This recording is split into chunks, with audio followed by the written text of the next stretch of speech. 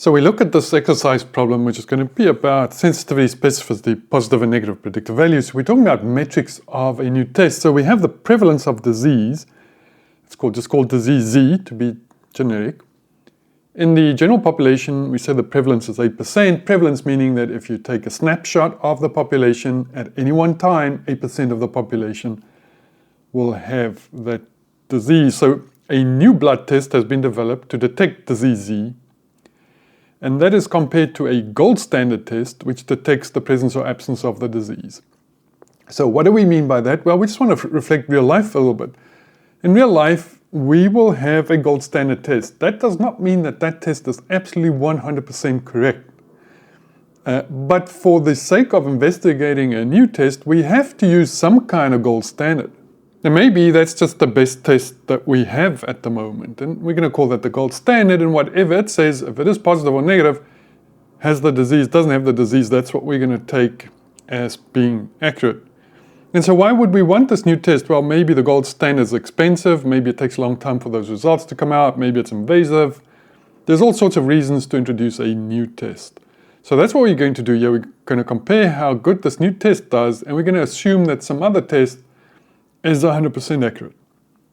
So now the problem goes on to state that a random sample of 1,000 individuals are selected from the population and subjected then to both tests. So they get the gold standard test, and that's going to divide them absolutely into two groups. They either have the disease or not, and then we're going to look at this new test, whether this test is positive or negative.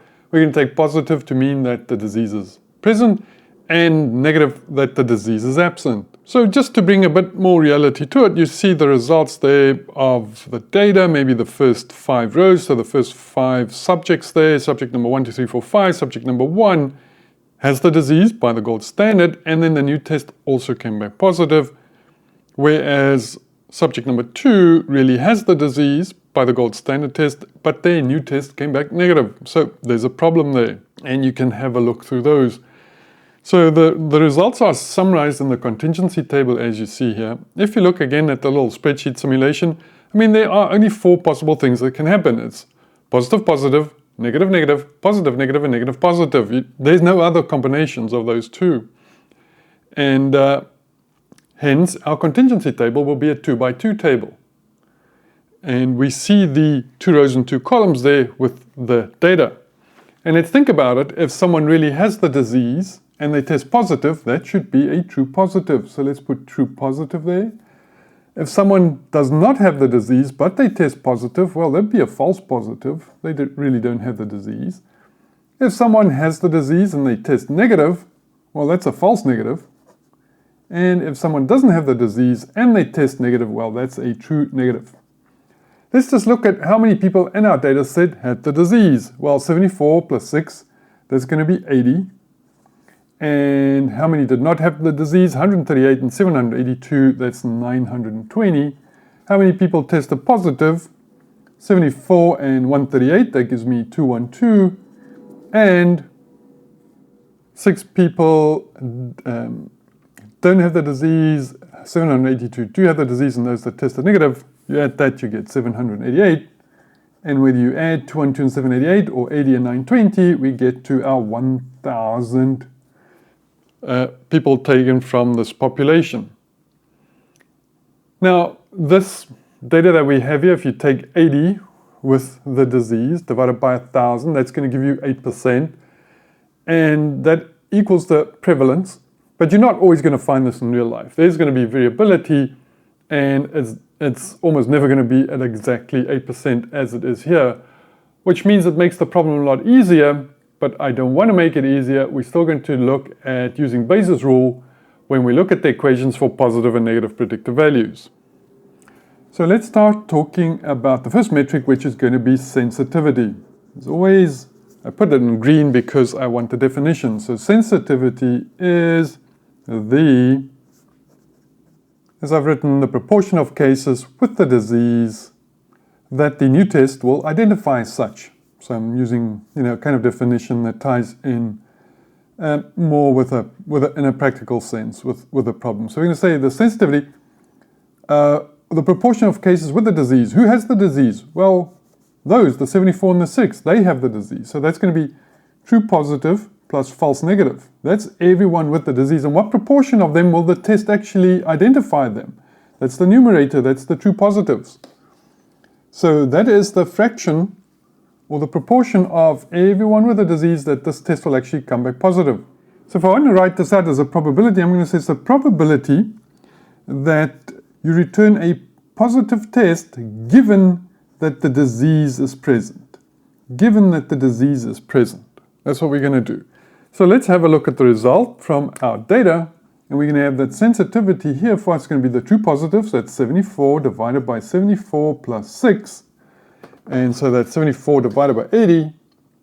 And if we look at that, that equals, check on your calculator, 0.925. And that is 92.5%. So 92.5% of cases with the disease, this test will actually show that they really do have the disease. It'll pick them up.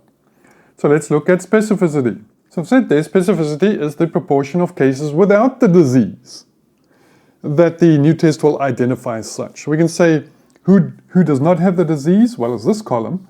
So it's going to be everyone without the disease is those with a false positive and a true negative. So if you add those two, that's everyone without the disease. What proportion of them does this test actually show to be negative? Well, that's going to be the true negatives.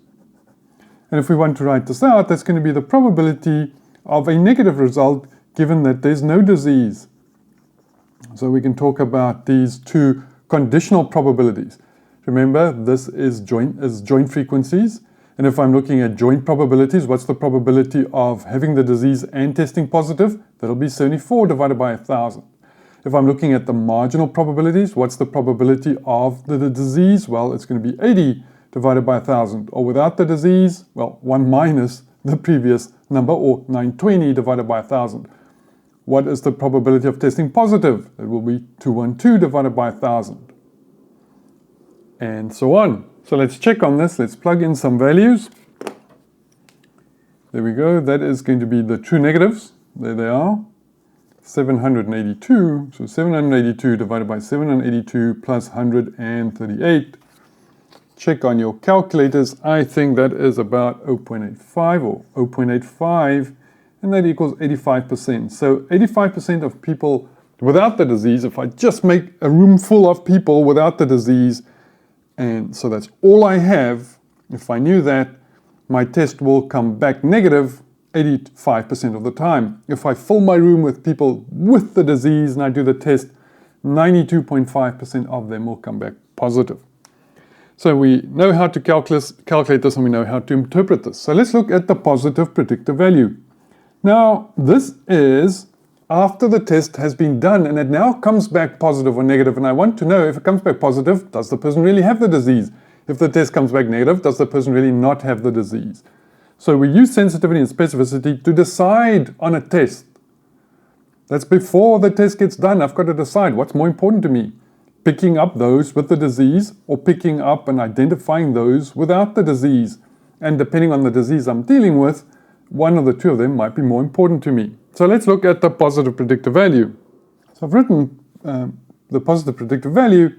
That is the proportion of cases that test positive. So here I'm deciding on the use of the test. Now the test is done. I've decided to use this new test in real life. The test comes back positive. You've got to inform the subject, look, your test came back positive. And so do you really have the disease or not? So we have to think about an equation for the positive predictive value. Now, I just want to write it here. That's going to be the probability of the disease being present given that there's a positive result. See the difference between the two? Now we have to use Bayes' rule. And you can certainly look that up, but I just want to give you, the equation that I like to use. I'm going to say it's sensitivity times the prevalence. And we divide that by sensitivity times the prevalence. And we're going to add to that 1 minus the specificity, 1 minus specificity, 1 minus prevalence. And as you can see, you can look in the notes how we derive, how we go from there, how we use Bayes' rule to get to this equation. So that's what we're going to use. So in our instance, this was 80%. You can just look at this and calculate directly, without using Bayes' rule, you can calculate this value using your conditional probabilities. But it's not always going to be exactly like 80 as the prevalence shows. So when we're talking positive, negative predictive values, please use these equations always. So our sensitivity was 0.925. We're going to multiply that by 0.08, which was our prevalence. We divide that by 0.925 times 0.08.